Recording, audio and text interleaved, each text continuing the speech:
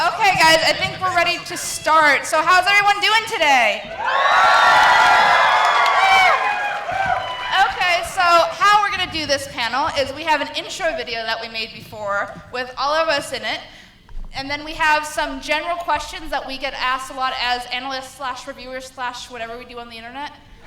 And then we have a surprise clip that we'll be doing a on-spot analysis for, which I think you guys have already seen. It's a short clip. And then general Q&A. So that's the plan for everyone, okay? So without further ado, are you guys ready to see a video?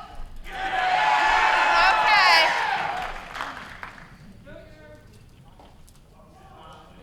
If it works. No sound. Come on, that's the best you got? I said, are you guys? Hey there, everyone. Welcome to the BronyCon analyst panel. You guys having a good time? Come on, that's the best you got? I said, are you guys having a good time?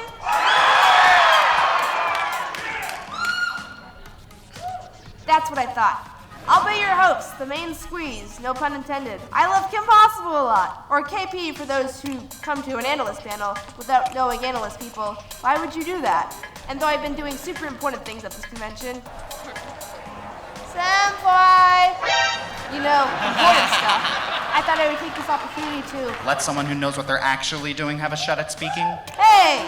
Sorry, lady, but you seriously need some professional advice. You see, you need to introduce these sort of things with a little more pizzazz, rather than just shooting off a running gag. You gotta have a little more showmanship. You mean like this?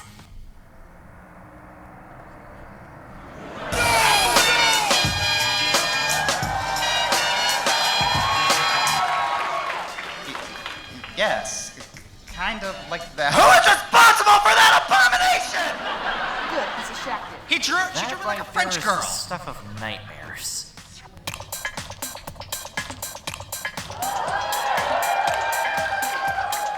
Oh my.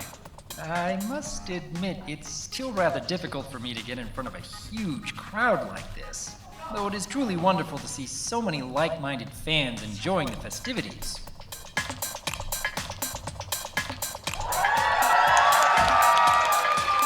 Hello there, my Brony and Pegasister friends. I'm Inkros, your favorite red Pegasus mayor, and it is great to be here.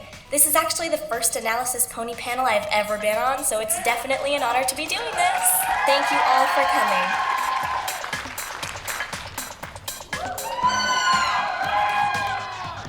Greetings, every peoples. This is your cult personality speaking tune critic's name and tunes the name of my game. This is my third year being at BronyCon, and I am here to excite you, to delight you, to electrify you. BronyCon, make some noise. Hey, my first BronyCon ever.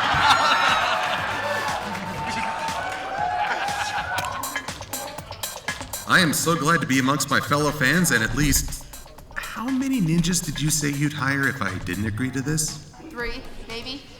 Right, so, many fellow fans and 3 possible assailants. Well, if I make it past the 10-minute mark, it'll be a good day. Thanks, everyone. So let's get this party started! Let's get it started. Let's get it started. Yeah, let's get it started. Okay, so we have... Okay, so that was a thing, wasn't it?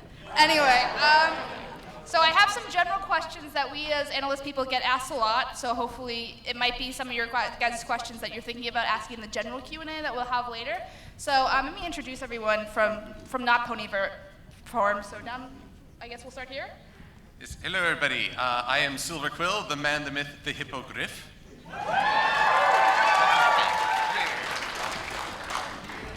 I am Dr. Wolf. It's good to be seeing all of you here, and as per usual, it's good to be helping. Hello, my Brony and Pegasister friends. I am Inkros. I am KimPossibleAlot. Woo! Jordan's an editor, don't worry about him. Anyway, Josh? I am Josh Scorcher / the Fiery Joker / Commander Firebrand, and I do not appreciate being drawn like a French girl. Greetings, every people. This is your cult personality speaking tune critic's name, tunes the name of my game, and I am so sorry about that, little buddy. I did not mean to do that to you. Okay, so our first general question, and we'll go down with Silver and move down, is a lot of times we get this question. So what made you want to start doing analysis, and how did you start? Let's see. Being that I didn't have any Brony friends in my circle, so they were all off like, oh, thank you. It was a dark time. So watching this show, I don't like message boards. They're lacking a human element. You can't tell when someone's joking or when they mean something innocently, but it comes off harsh in just text. So I steer clear of those. So hopping around YouTube, I discovered reviewers, including Paleo Steno, and that became sort of my main feed to hear other people's thoughts. And after a time, I thought, hey, I've worked in video editing before. I thought, hey, I could do this as well. Then Princess Twilight happened. And for 9 months, the fandom seemed to be split into everyone shouting over one another. And I kept looking for someone to say, here's what could go well, here's what could go wrong. Keyword could, because nothing's happened yet.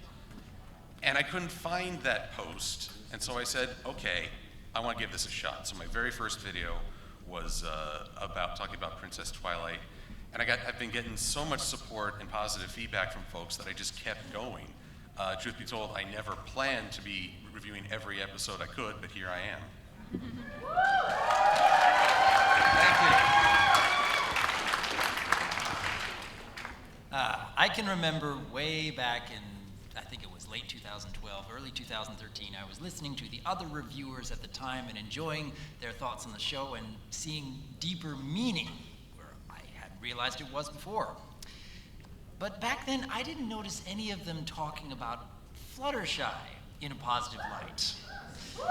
And that really bothered me because I thought she was an inspiring character. I thought I enjoyed her stories, but none of the other reviewers at that time seemed to think too highly of her.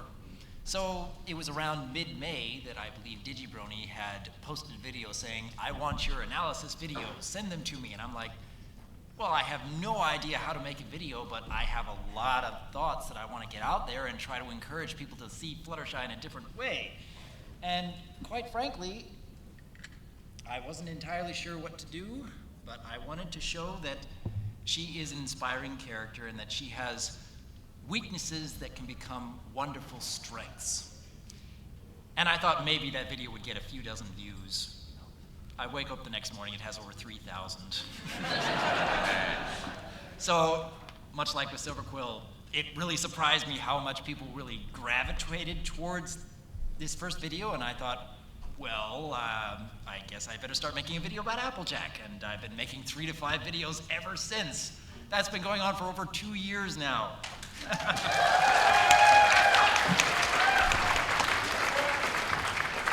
Well, when I first got into the fandom, I did more art than anything else, but then I started to see these videos, especially from Paleo Steno, Golden Fox, Tommy Oliver, and DigiBrony. Those were like the first 4 reviewers I really saw and was inspired by. And I really enjoyed watching their reviews, and I don't know if I really ever thought about doing it myself, but then one day, Tommy Oliver released a video on his thoughts about the history of Celestia and Luna.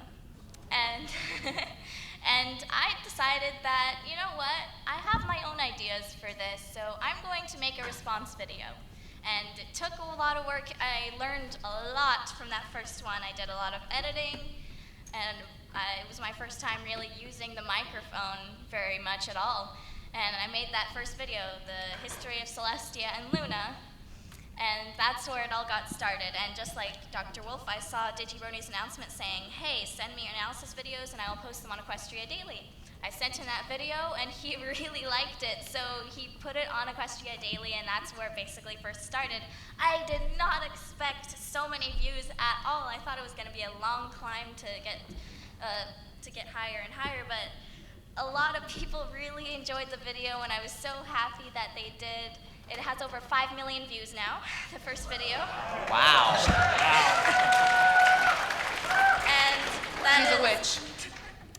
Well, that is pretty inspiring to me. Thank you very much for supporting me. I'm glad you like my videos. You're welcome.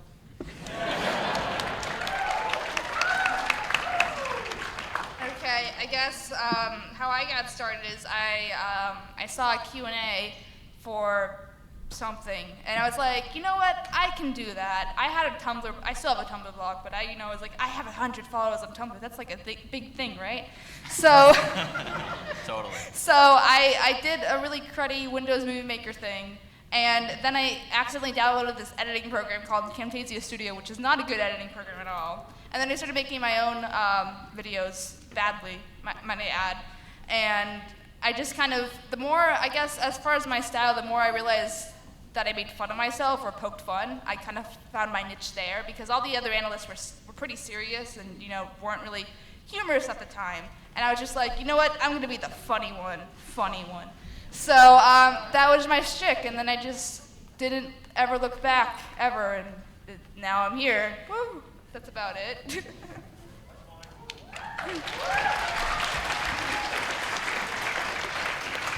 All right. I discovered the show via like a couple internet memes and Death Battle, Starscream versus Rainbow Dash. Yeah.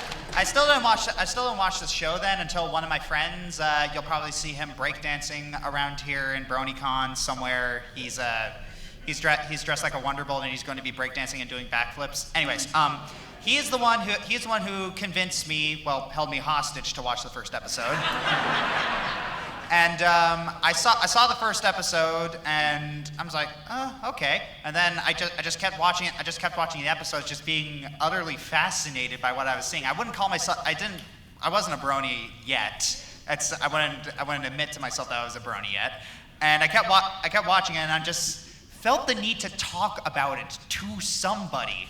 But the thing was that I was in the military at the time, and this was still a time when there was a stigma that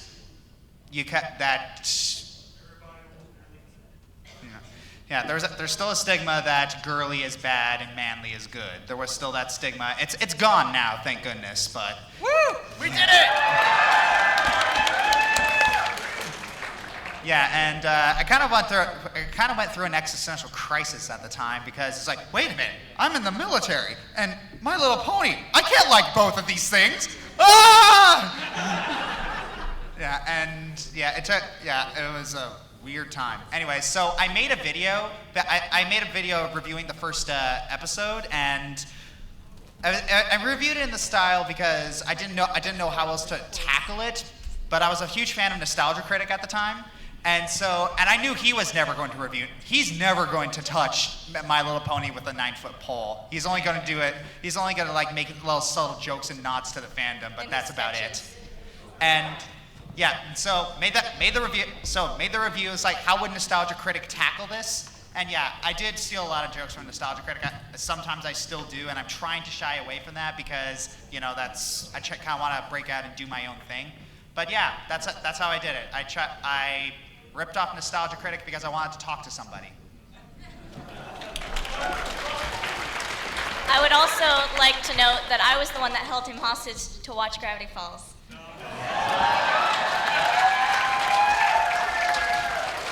Didn't I also hear something about Attack on Titan too? Yes! Tonight, actually. Man, you were getting all kinds of cultured. All right, so my story. This is a story that I love telling no matter what. So when I first heard about the show, somebody told me, dude, I know you're starting to review stuff. And at the time, I was not a very well-known reviewer. I was just the toon critic. I didn't really know where I was going, just doing basic stuff. And somebody told me, hey, Friendship is Magic is like the hottest thing right now. My Little Pony, really? Wait, why? So I decided, it's just a fad. So I made a video that basically summed it up like this. My Little Pony is the worst thing ever and you should feel sorry for it. So I did that.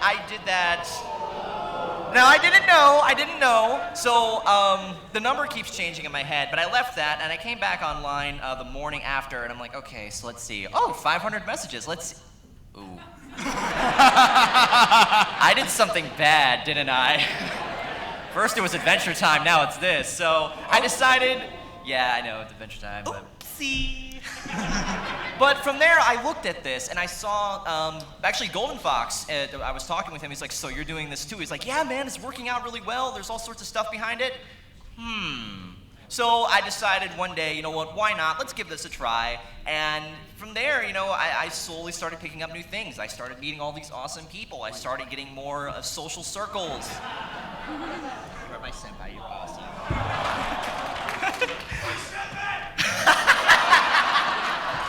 Let the fan art commence! No, no, no, no, no, no, no, no, no, no, no, no, no, no, no, no, heck no, no, no, no, no, no, no.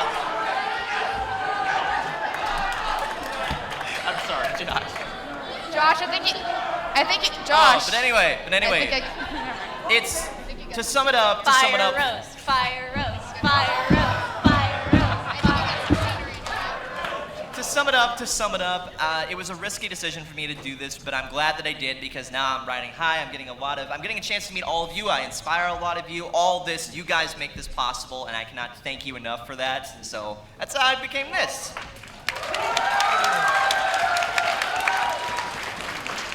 Okay, question number 2 is, we get this a lot too. People come and leave messages or comments saying, "Hi, I want to get involved with analyst stuff too, but where do I start?" And we get that constantly. So I wrote that down as an FAQ. So Silver, if someone wanted to get started with analysis, what would you advise them to do? What would your advice be? Well, okay, you get some club soda and some Jack Daniels. A great start. If you're over 21, anyway. Me, I just have apple juice, okay. Yes, you get some strawberry daiquiris, no alcohol. Yes, there you go. Get on a sugar high. Now, the biggest thing in reviewing is to figure out what appeals to you as an individual, because that's what you're going to do best talking about. It's something you feel strongly about, something that means something. I love good stories. I like the messages they can convey. I like how archetypes and characters can inspire people. That's what I want to focus on. So some people might say, oh, but what about the production history behind this episode and all the stuff from interviews? That can be an interesting story separately, but I want to talk about the story that's in front of me right now. And in that context, anything else is kind of trivia. So that's what I choose to focus on. Once you know what's important to you, and this is a lot of self-analysis, self-discovery, then you can start reviewing and critiquing with that in mind. And that strengthens the message incredibly because you were sharing a part of your own views and what you find important. A while ago, I made a couple of videos called Dr. Wolf's How to YouTube, where I was trying to focus my thoughts on helping those who are just barely getting started and have no idea how to make a video because I was in that spot. I had never made any video before that very first one back in May of 2013, and looking back at it now, it still makes me cringe, just because the presentation is rather lacking. But I can tell the passion is there. I really genuinely believe in what I'm talking about, and I'm enjoying what I talk about. And it wasn't because I was looking to have a ton of people watch and say, you're popular. It's more about, hey, I want to start a discussion. I want more people to talk about Fluttershy and how she is a great character. That was my initial purpose behind making that first video. And there are a lot of people I see, even nowadays, that their primary motivation is because they want to be just like their idol. They want to be popular. They want to have masses of fans. And that can't be the priority. It's okay if it's part of the reason, but it cannot be the primary reason. You have to do it because you love doing it. You have to really enjoy the work. You have to be putting yourself out there regardless of whether you're getting 1,000 views or 10 views. It's because you love talking about it. You love discussing it. You love to encourage more discussion across more people and say, hey, let's change our view of a character or a story, or let's thoroughly enjoy this part of why the MLP staff put so much of their own heart and passion into this work. That's what I love to see, and that's what I encourage more people to take part in.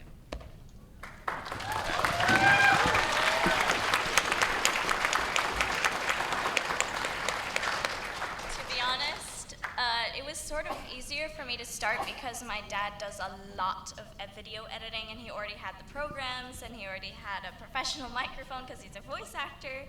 So the thing I would say the best to start out with when it comes to a technical side is definitely just using what you've got. If you're practicing for, like, if you're making a first video or anything, just use exactly what you have and see what you can do with your content. Because when it comes down to it, the technical stuff doesn't matter when you're first starting.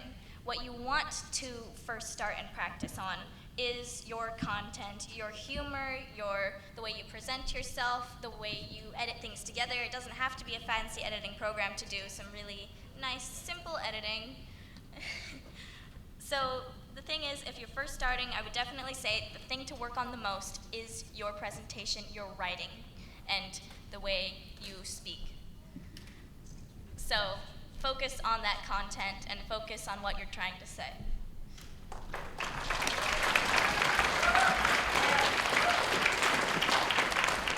Since we're all kind of touching upon whether the technical side versus the inspiration that people do, so I guess it's going to kind of be repetitive from this point out because I feel like all the main points are Just going say to be something said. that no one else has said yet. Okay. That's gonna be hard.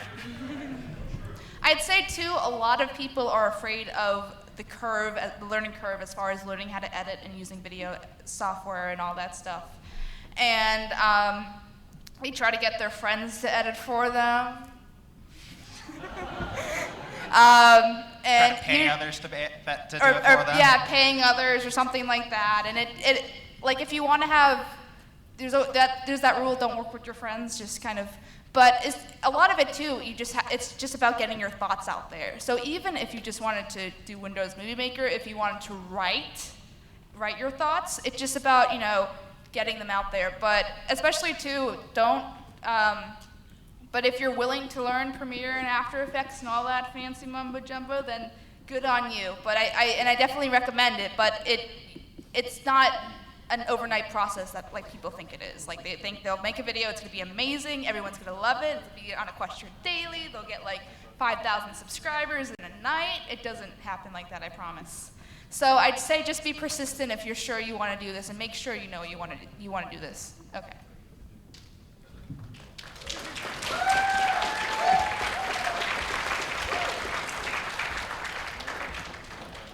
Oh, it's my turn now. Yeah. Hey. All right. Well, yeah. This is kind of tough because you guys already did touch upon the technical things, and my story is kind of similar to Ink Rose's in that I already had a sizable fan base before about 20,000 subscribers before I started with the pony stuff. So yeah, I'm probably not the best person to ask about stuff. How about videos? Like, how did you start making videos? Well, how did I start making videos? It just took a lot of practice and persistence. I mean, I started out doing like really cruddy video game AMVs, and those are dark days. We don't Raise your hand if you were guilty of that. But it's a start. See? Yeah, we can all share. Yeah, it took me years to get where I was, and I'm just gonna say it's gonna take a lot of hard work and persistence. It took me 6 years to get from the start of my first video to get right here. 6 years. So yeah.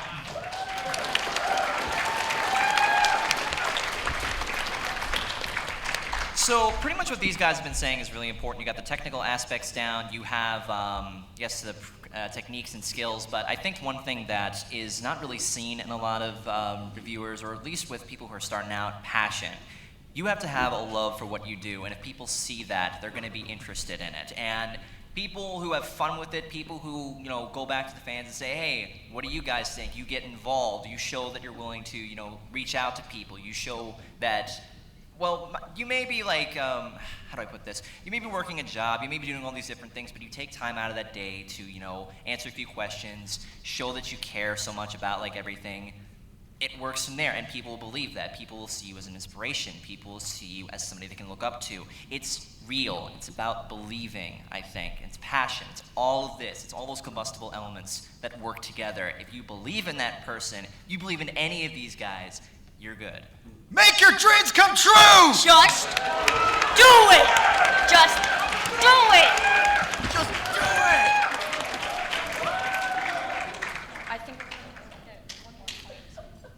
Go ahead. Oh, the hardest part for me personally when it comes to making videos is the first part, which is writing.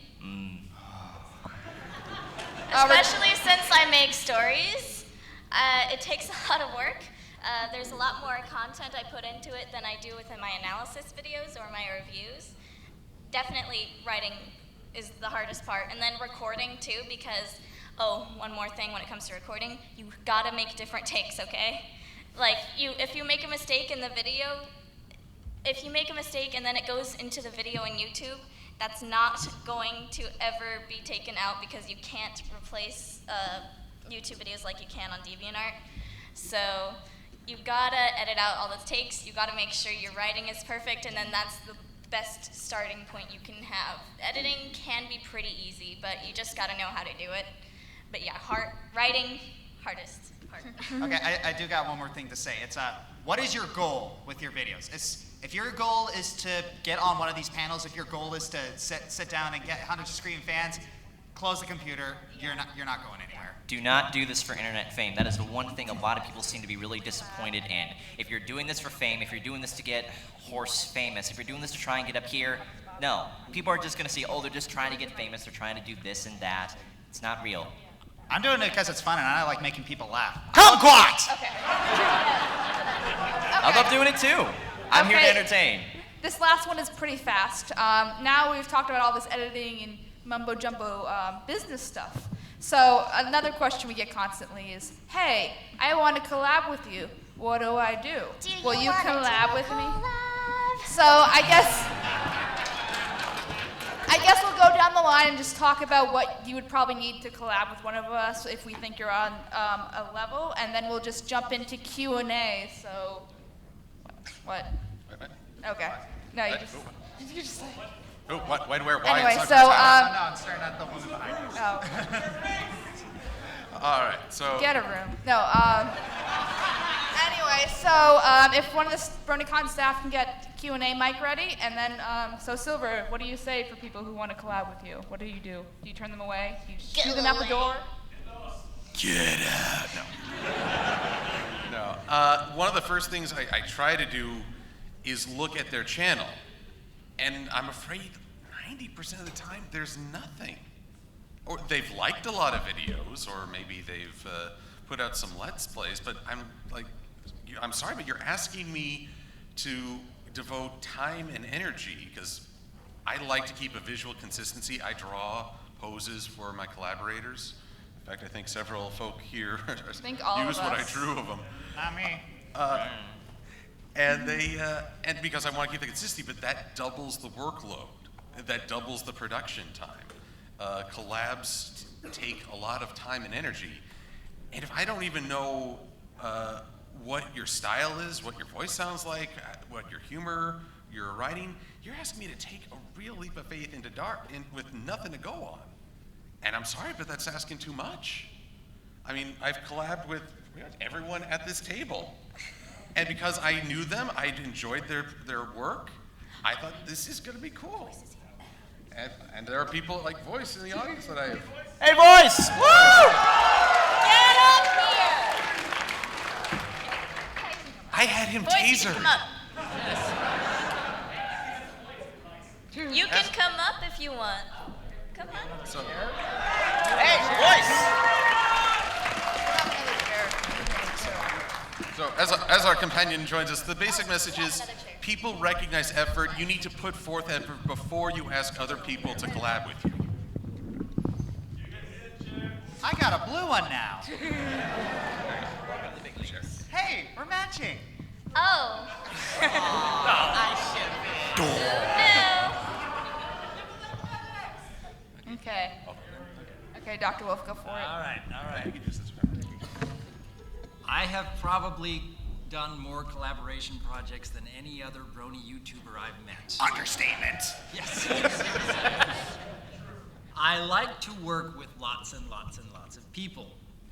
And naturally, there are lots and lots and lots more people who think that if they message me that they'll have a chance to get into a project. And right now, I think the biggest obstacle that stops me from doing more is the fact that I'm already making 3 to 5 videos per week, and I'm getting dozens upon dozens of requests for collaboration projects every month, and you can't keep up the numbers quite so well. So when I'm making a choice between working with this person or this person or this person, like Silverquill said, I want to look at their previous work first. I want to be able to see what they're capable of. I want to see, hey, if I were to talk to this person in a video, would we mesh so well?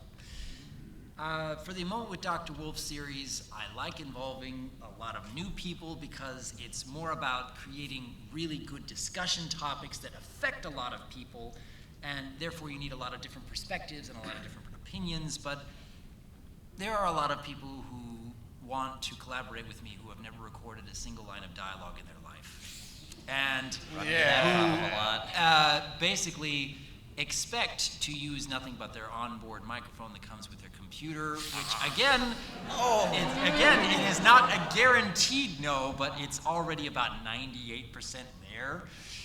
There are ways to get around that, but you have to show that you are willing to put in the work. And what I really want to emphasize here is, when I work with this person, am I going to learn something from working with this person? Are they going to learn something working with me? Are we going to accomplish something together that neither one of us could really do effectively on our own? The real point behind collaboration projects is not so you can see another project from this person who could do this exact same sort of thing in every one of their other videos. When I'm introducing someone new, I want to introduce a good discussion topic, or I want to introduce, hey, I like this person's voice work, or hey, I like this person's artwork, because for a Moment with Dr. Wolf, if somebody's willing to contribute their own high quality art, then yeah, that definitely raises the points, because I want to be able to show off people's talents. I want to get people to notice, hey, there's this other person who's doing some wonderful stuff. Go check out their stuff. I like being able to work with a lot of people, but I'm still just one person. I hope people don't take too much offense at the fact that I can't answer every single message that comes my way. I'm trying really hard. Just please be patient. I'm trying to get to it.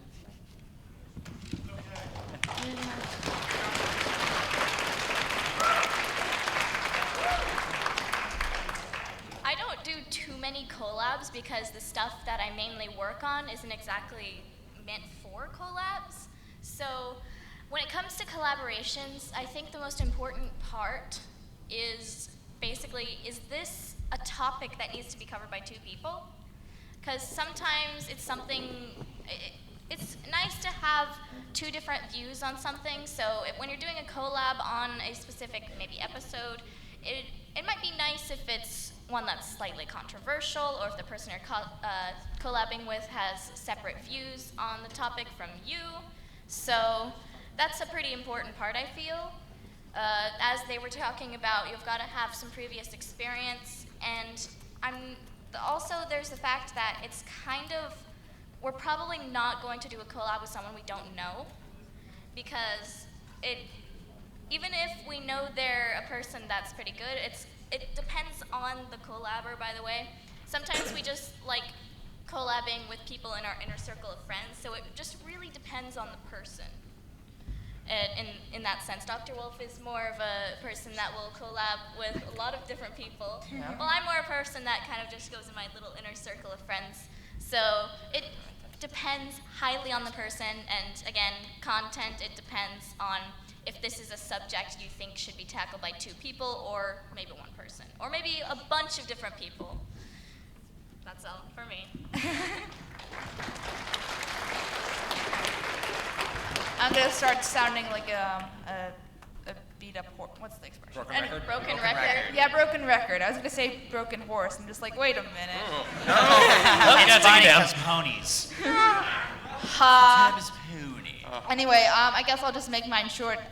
Make sure when you're approaching these people to have something to show them, have a video, like they've already said. Make sure, like, you know what you're getting into, too. Because in a lot of times, too, keep in mind of how much work it takes for both people to do it. So, like, keep in mind who's editing, or you taking turns at it. Like, sometimes when I collab with Ink, I usually, or my team people usually do the editing for her, just because we're nice people.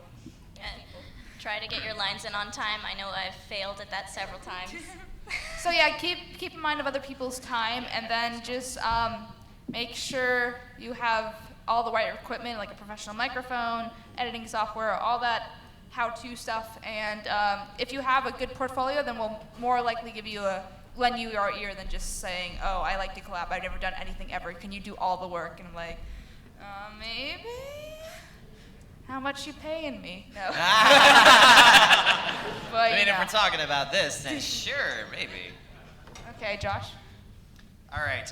Yes, there's the whole just you gotta look at their previous work. It's me personally. If I ever want to do a collab with someone that I haven't really contacted, that I don't really know personally, I will go out and seek them. And if someone I do know wants to collab with me, they usually come seek me out. It's how I collabed with Mr. Enter was he actually just contacted me on DeviantArt of all places, and he said, "Hey, do you want to do a collab?" And I was like, "Oh, well, I knew who he was, and we talked, and I looked at more of his videos. I'm like, what kind of angle do we want to approach with this? Because I feel that I can do three different types of personas. It's there's the straight man, which Dr. Wolf has perfected. There's a straight man. There's the over the top joker, which fiery joker. It's a pun. and sort of like a middle way. I use the middle way whenever I'm with a person who.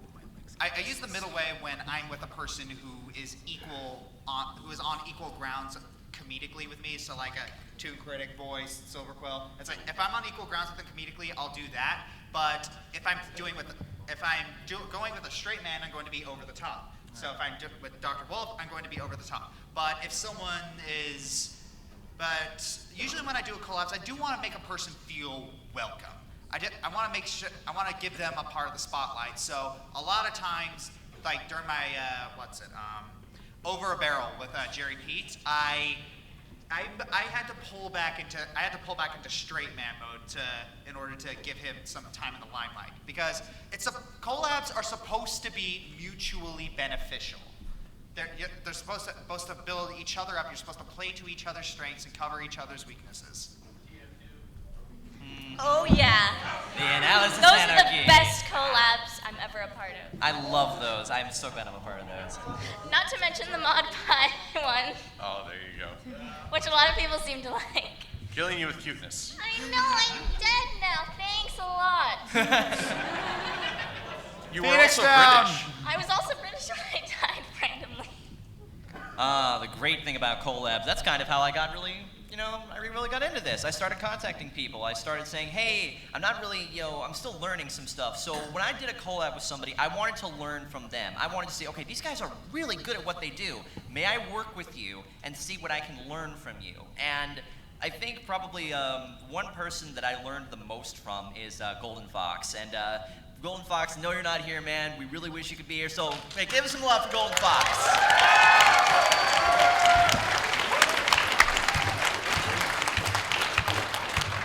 We will miss your foxiness.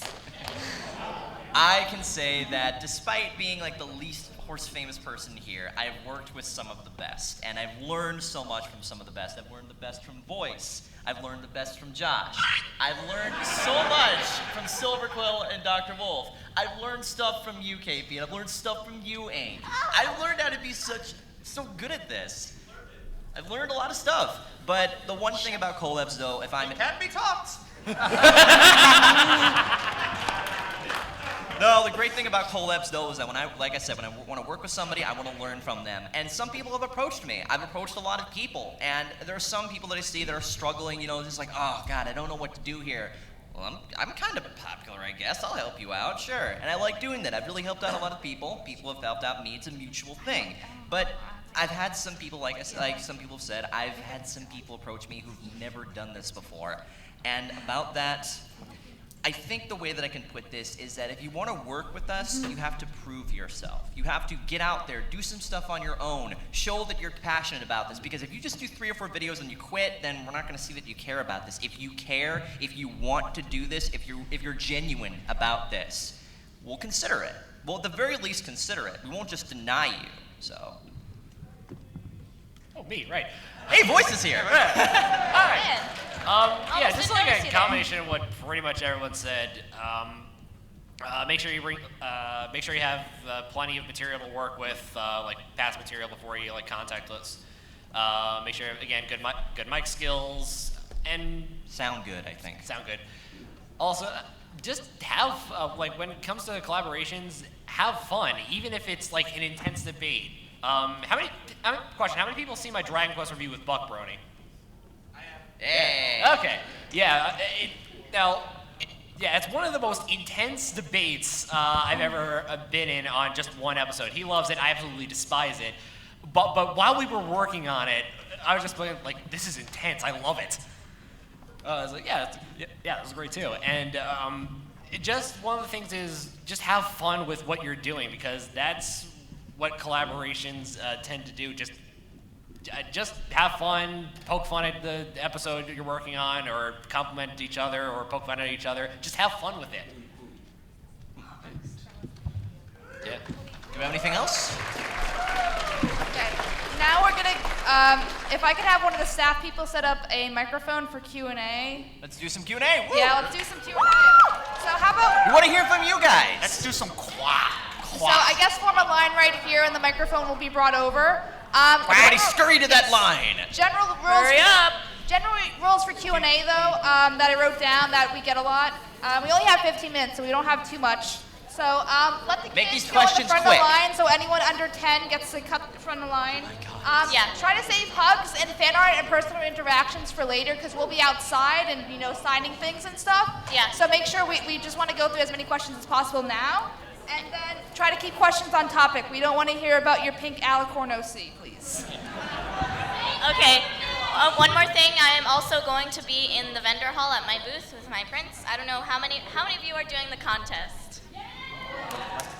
All right. Yep. Well, I'm gonna 80% of be us are at here. Booth This number is a great way to do it. 714.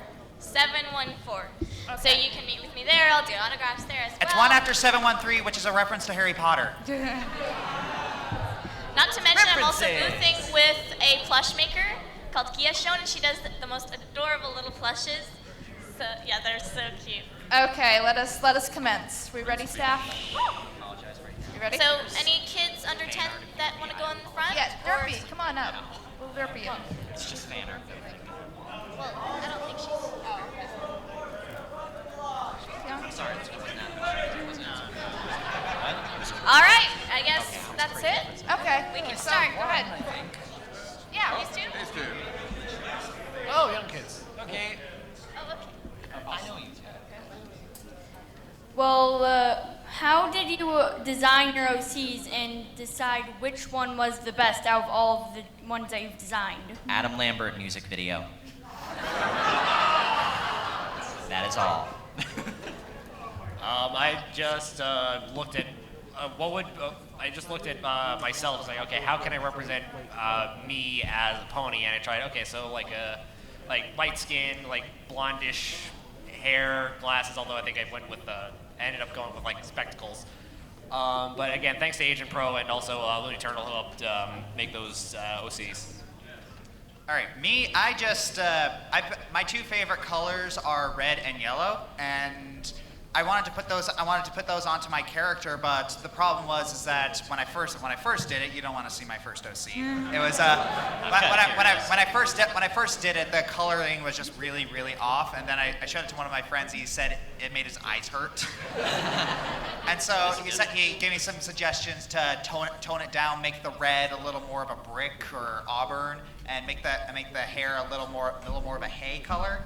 And it was a lot easier on the eyes. And I also wanted to put on this, black jacket, green undershirt, because that was a staple in my videos before. And the cutie mark, which is a flaming comedy mask, fiery Joker. I thought it was clever. I guess, I don't know, I just figured I'd be blue because blue was my favorite color. I'm a Pegasus because I feel like my personality is very outgoing and flighty, so I felt like that fit. And then my hair, it's kind of wet right now because I took a shower this morning, but it's supposed to be brown and yellow, so that's kind of got the yellow streak in the hair. And the cutie mark is Kim Possible winking animation thing. So I don't know, I just never looked back. I was just like, that's my pony, done. So that's my experience. My absolute favorite color is dark red. So. Well, actually, I first went on a Pony Creator, and just to get the basis. I know. I just wanted to get the basis for my OC, and then I had some ideas for what I wanted for colors, for eyes, for sort of the hair shape, and then eventually I just took that base design and then made something unique out of it. And I wanted to use my favorite colors, of course, which is basically just red. That's it. My cutie mark is a pen and pencil because I love to draw. Of course, Dr. Wolf doesn't have any official cutie mark for obvious reasons. Pending. But I chose a wolf OC because I already had the name Dr. Wolf, and when I thought about making a pony, I figured, how am I going to make him stand out among the thousands of that are already out there? And it made more sense to just get a little white wolf that stands on two legs and wears a doctor's uniform and a little purple tie, and is just creating a calm and welcoming environment. And it works. I instantly stand out from all the other pony OCs because mine's not a pony. Not to mention Mr. Hippogriff over here. Yes. I too wanted to have an OC that was outside of the norm of the pony, because I recognized there were a lot of pony OCs there. So I looked through a book called The Wizard's Bestiary and stumbled upon a hippogriff. Harry Potter didn't enter my thoughts at that time. I was like, oh. So part horse, part griffin, that works. But my only references in the show for griffins were Gilda and Gustav, neither of whom I really wanted to just mimic their style. So I played a little bit, tried to give more circles to the design, and I posted a lot on DeviantArt and asked people, what do you like about this? What draws your eye? What would you change? And I got some really great feedback, which allowed me to improve the design and build into what I have today. Oh, who cares about Gilda? Seriously. Yeah, she got better. She got better. Gilda is best Griffin weight. Okay, next. Thank you.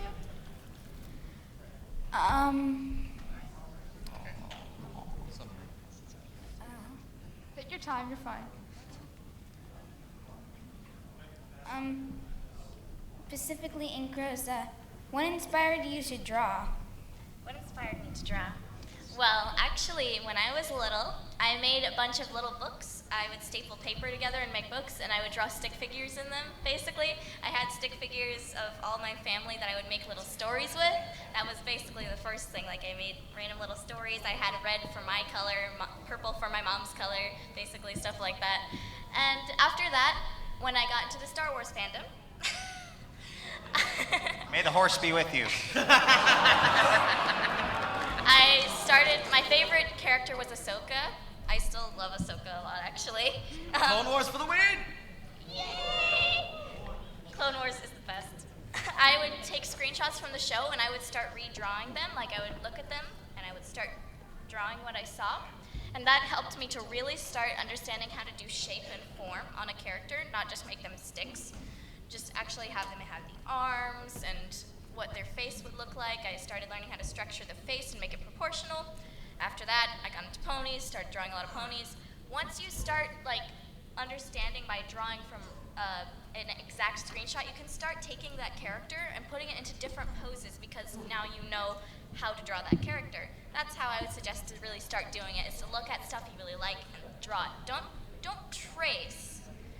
I mean, that can help understanding when you're first starting, but I would say look at something and draw it. Very good question. Thank you.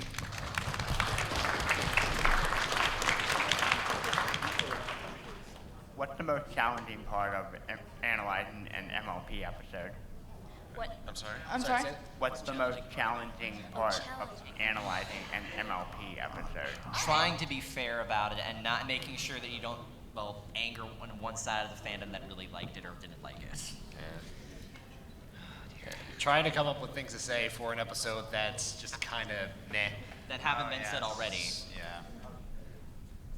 Just standing out when you're reviewing and just trying to make jokes that work.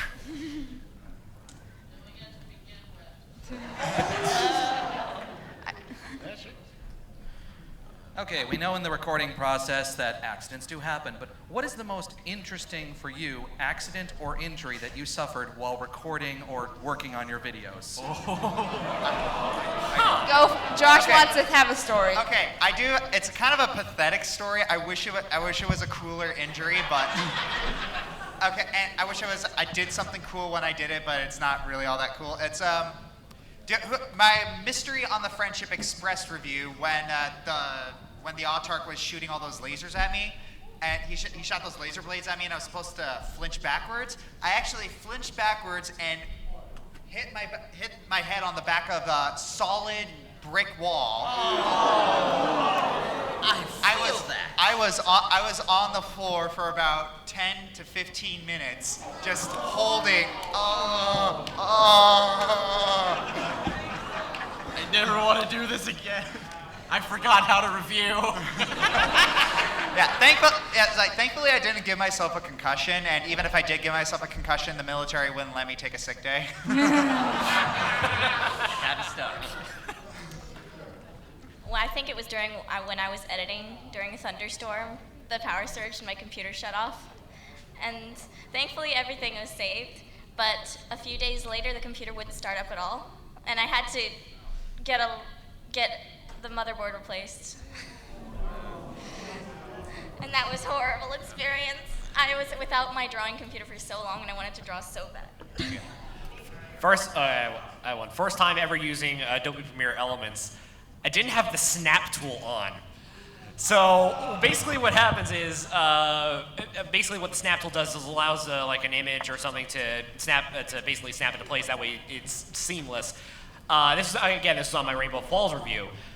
I didn't have the snap tool on, and then you would see like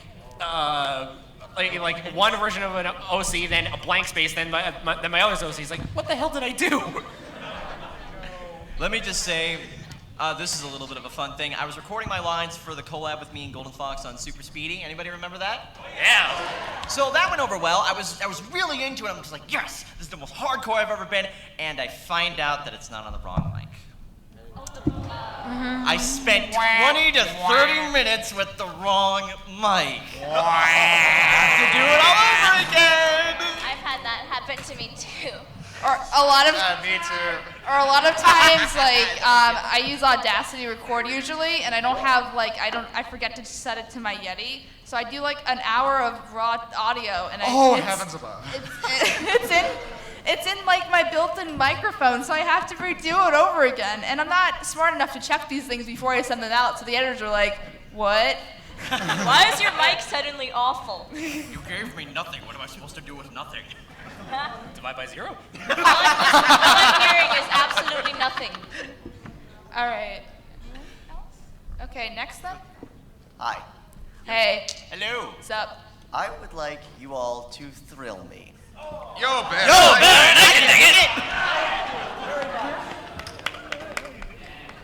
I can't match that.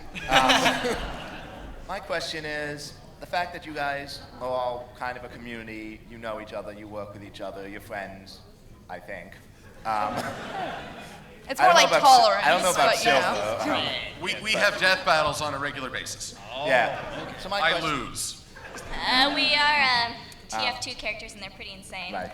So my question is, does that ever kind of lead to a certain, I want to say, developing of a consensus or homogeneousness on certain issues? I mean, you obviously have different opinions on different episodes, but just as an example, I see a lot of you guys have like almost the same concern about Spike and episodes where he gets. Here's the thing.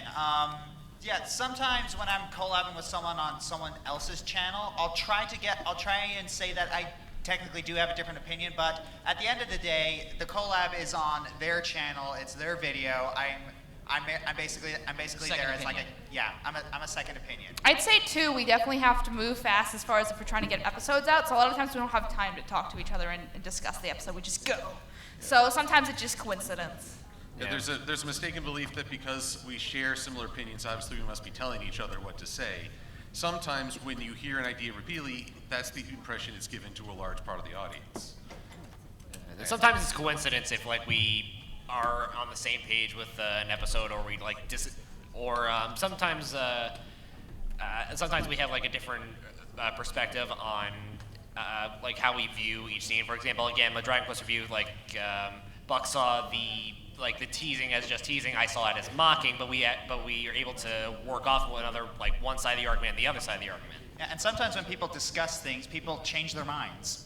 One piece of advice I'd say, it's easier to agree than disagree. Go against that. You find a way to make your collab interesting. Disagree.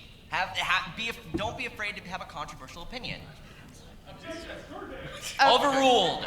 Okay, I've gotten a signal that we have 5 minutes left, so I hate to be that person, but that. Okay, so Dr. Who's and Durfee, and then everyone else. We don't have time. I'm sorry. Sorry, guys. We can talk to you after the panel. Yeah, all of us will be outside to do pictures and autographs and everything. So we'll talk. Bye. Unfortunately, we can't stay in here after the panel because there'll be another panel. We're getting kicked out apparently. Yeah. Okay. Do y'all guys? Okay. All right, Doctor. Go ahead. Do y'all guys think that y'all are where y'all want it to be, and that y'all Oh, have we'll reached just be where outs- y'all? No, I'm saying, do y'all think y'all have reached where you want to get on YouTube, or do you think you still have a way to go? Because if I'm honest, in YouTube standards, You're very welcome. Okay. Did Derpy have a question? Derpy? Did y'all understand the question? I think we may have missed. Sorry, what?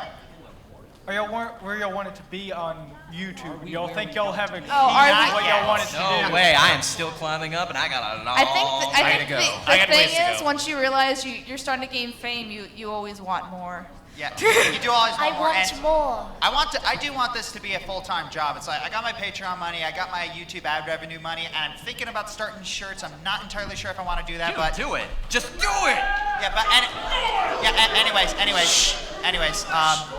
So yeah, I'm slowly working up. I still got about like 3 years to do that because I'm still going to college. I'm gonna go to college to learn how to do my videos better. But I do plan on having this be a living. So I still got a lot of work. I'm not even making $1,000 a month off my videos yet. So yeah, still got a long way to go. Just think, you got a long way to go, but if a schmuck like me can get up here, anybody can do it. Got so far.